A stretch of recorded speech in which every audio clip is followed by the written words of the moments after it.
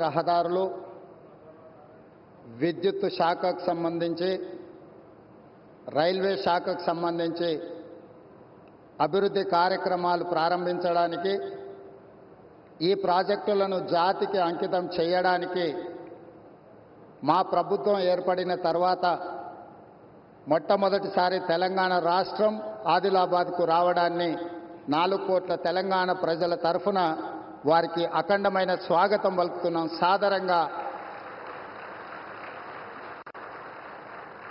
సాదరంగా తెలంగాణ అభివృద్ధిలో సహకరించినందుకు వారికి రాష్ట్రం తరఫున కృతజ్ఞతలు తెలియజేస్తున్నాం. ఈరోజు జాతీయ రహదారులు ఎన్టీపీసీ పవర్ ప్రాజెక్ట్ ఏదైతే ఉన్నదో స్టేట్ రీఆర్గనైజేషన్ యాక్ట్ 2014 ప్రకారము 4000 మెగావాట్ల విద్యుత్ ఉత్పత్తి సామర్థ్యాన్ని ప్రారంభించాల్సి ఉంటే గత ప్రభుత్వం తీసుకున్న నిర్ణయాలతో ఈరోజు 1600 మెగావాట్ల విద్యుత్తు మాత్రమే ఈ 10 సంవత్సరాలలో ఉత్పత్తి చేసే పరిస్థితి వచ్చింది. నేను ప్రధానమంత్రి గారి సమక్షంలో కేంద్ర మంత్రి కిషన్ రెడ్డి గారు, తెలంగాణ రాష్ట్ర గవర్నర్ తమిళిసై సౌందరరాజన్ గారు, మిత్రుడు స్థానిక ఎంపీ స్వయం బాబురావు గారు, మిత్రుడు ఎమ్మెల్యే స్థానిక శాసనసభ్యులు పాయల శంకర్ గారి సమక్షంలో నేను ఎన్టీపీసీ సంస్థకు నేను చెప్పదలుచుకున్నాను. తెలంగాణ రాష్ట్ర ప్రభుత్వం మిగిలిన 2400 మెగావాట్ల విద్యుత్ ఉత్పత్తికి అన్ని రకాల అనుమతులు ఇచ్చి రాష్ట్ర ప్రభుత్వం తరఫున ఇవ్వవలసిన అన్ని రకాల అనుమతులను ఇచ్చి తెలంగాణ రాష్ట్ర పురోగతిలో మీరు ఉత్పత్తి చేసే విద్యుత్తు 85% మా రాష్ట్రానికే ఇవ్వబోతున్నారు. తెలంగాణ రాష్ట్రంలో వెలుగులు నింపబోతున్నారు. సంపూర్ణంగా మా ప్రభుత్వం ఎన్టీపీసీ సంస్థకు సహకరించి ఈ కార్యక్రమాన్ని ముందుకు తీసుకెళ్తామని చెప్పి వేదిక మీద నుంచి నేను మీకు చెప్పదలుచుకున్నాను. ఎప్పుడైనా రాష్ట్ర కేంద్ర ప్రభుత్వాల మధ్యలో ఘర్షణ వాతావరణం వస్తే అంతిమంగా అది ప్రజలకే నష్టం జరుగుతుంది. రాజకీయాలు ఎన్నికల సమయంలోనే, ఎన్నికలు ముగిసిన తర్వాత విఘ్నులైన ఎన్నికైన ప్రజాప్రతినిధులు కేంద్ర సహకారంతో రాష్ట్రం యొక్క అభివృద్ధి కోసం కృషి చేయాలి తప్ప పదే పదే కేంద్ర ప్రభుత్వంతో ఘర్షణాత్మకమైన వైఖరి తీసుకుంటే రాష్ట్రం అభివృద్ధిలో వెనుకబడుతుంది. ఈ అంశాలని పరిగణలోకి తీసుకొని మా ప్రభుత్వం ఏర్పడిన వెంబడే ప్రధానమంత్రి గారు సమయం తీసుకొని రాష్ట్రంలో 2014 పునర్విభజన చట్టంలో పొందుపరిచిన అంశాలనే కాకుండా రాష్ట్ర అభివృద్ధికి సంబంధించిన చాలా విషయాలు ప్రధానమంత్రి గారి దృష్టికి తీసుకెళ్ళినాము.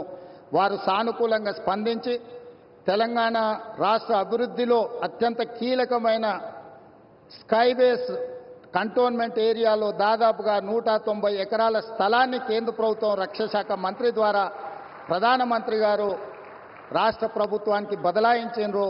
వారికి రాష్ట్ర ప్రభుత్వం తరఫున కృతజ్ఞతలు తెలియజేస్తున్నాం. అదేవిధంగా పీయూష్ గోయల్ మంత్రి గారికి కూడా మేము రిప్రజెంట్ చేస్తే టెక్స్టైల్ యూనివర్సిటీని కూడా, టెక్స్టైల్ కాలేజ్ను కూడా ప్రారంభించుకోవడానికి ప్రత్యేకమైన అనుమతులు ఇచ్చిండ్రు ప్రధానమంత్రి గారికి. ఆ విషయంలో కూడా రాష్ట్ర ప్రభుత్వం తరఫున మేము కృతజ్ఞతలు తెలియజేస్తున్నాం. మా వైపు నుంచి ఎలాంటి భేషజాలు లేకుండా రాజ్యాంగబద్ధ సంస్థలు, గవర్నర్ వ్యవస్థ కానీ, జ్యుడిషియల్ వ్యవస్థ కానీ, ప్రజల చేత ఎన్నుకోబడ్డ కేంద్ర ప్రభుత్వంతో ఇలాంటి ఘర్షణాత్మకమైన వైఖరిని మేము తీసుకోము.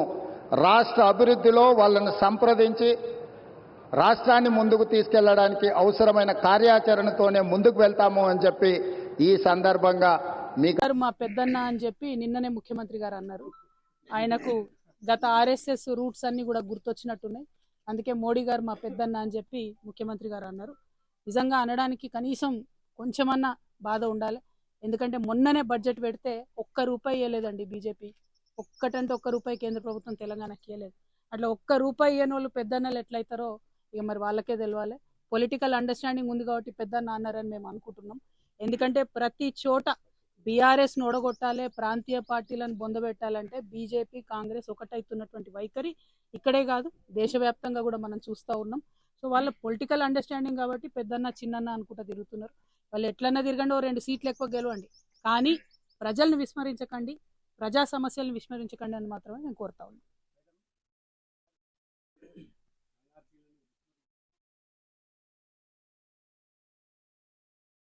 కామారెడ్డిలో షబ్బీర్ అలీ గారు అని పెద్ద నాయకులు ఉంటారండి. వారు కూడా ఇవాళ కేసీఆర్ గారి మీద కూడా ఏదో స్టేట్మెంట్ ఇచ్చారు, నేను చూసిన. केसीआर साहब बहुत मीठे बातें करके माइनॉरिटियों को गुमराह करे बोल के उन्होंने स्टेटमेंट दिए। मैं शब्बीर भाई से यही पूछना चाह रही हूँ, शब्बीर भाई आप याद करिए, माइनॉरिटी डिक्लेरेशन करके आप दिए, उसमें क्या दिए शब्बीर भाई? माइनॉरिटियों के लिए अलग से 1.5 लाख शादी मुबारक देते, ऊपर से 1 तोला सोना देते बोल के बोले। आज तक किसी शादी में जाके कांग्रेस पार्टी की तरफ से एक भी चेक दिए क्या? 1 तोला सोना किसी को दिए क्या?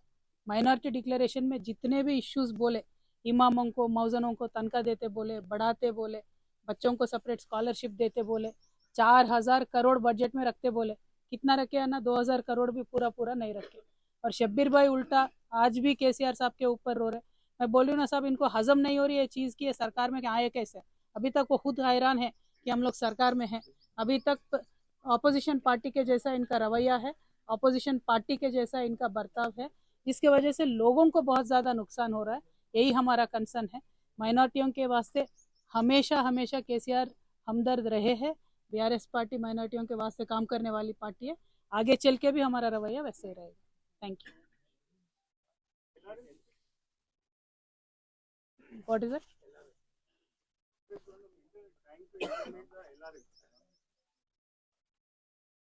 వెల్, అంతకుముందు ఎల్ఆర్ఎస్ ఇంప్లిమెంట్ చేస్తాము అని చెప్తే కోర్టుకు పోయి మరి ఆపినటువంటి నాయకులు కాంగ్రెస్ పార్టీ నాయకులు. ఆనాడు ఏమన్నారు? నో ఎల్ఆర్ఎస్ నో బీఆర్ఎస్ అన్నారు. ఇవాళ మేము చెప్తా ఉన్నాము, ఎల్ఆర్ఎస్కి మీరు 0 అంటే డబ్బులు తీసుకోకుండా ల్యాండ్ రెగ్యులరైజేషన్ స్కీమ్ వేల సంఖ్యలో ఏవైతే అప్లికేషన్స్ ఉన్నాయో వాళ్ళకి తక్షణమే ప్రజల సౌకర్యార్థం ఎల్ఆర్ఎస్ ఇంప్లిమెంట్ చేయాలని చెప్పి మేము డిమాండ్ చేస్తూ ఉన్నాం. మా గౌరవ పార్టీ అధ్యక్షులు నిన్న పిలిపించారు. రేపు బీఆర్ఎస్ పార్టీ నుంచి అన్ని మున్సిపాలిటీలలో కూడా రాష్ట్ర వ్యాప్తంగా ధర్నా చేయబోతా ఉన్నాం. కామారెడ్డిలో ఉన్న మన 3 మున్సిపాలిటీస్ కలుపుకుంటే కామారెడ్డి జిల్లాలో మనకు 21,000 అప్లికేషన్లు ఎల్ఆర్ఎస్ కోసం పెండింగ్లో ఉన్నాయి. ఆ 21,000 అప్లికేషన్స్ కూడా తక్షణమే పరిష్కరించాలని, అసలు 1 రూపాయి కూడా ప్రజల దగ్గర తీసుకోకుండా పరిష్కరించాలని మేము ఈ ప్రభుత్వాన్ని డిమాండ్ చేస్తూ ఉన్నాం. ఆనాడు మీరు చెప్పిందే మీకు ఇవాళ చెప్తా ఉన్నాం, నో ఎల్ఆర్ఎస్ నో కాంగ్రెస్ అనే పరిస్థితి వస్తుంది పార్లమెంట్ ఎన్నికలలో. కాబట్టి ఖచ్చితంగా 0 రూపాయలతోని ఎల్ఆర్ఎస్ మీరు చేయాలని చెప్పి డిమాండ్ చేస్తూ ఉన్నాం. దానికి సంబంధించి రేపు రాష్ట్ర వ్యాప్తంగా ధర్నా జరుగుతుంది.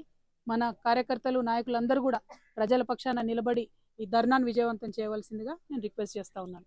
Thank you. జై తెలంగాణ.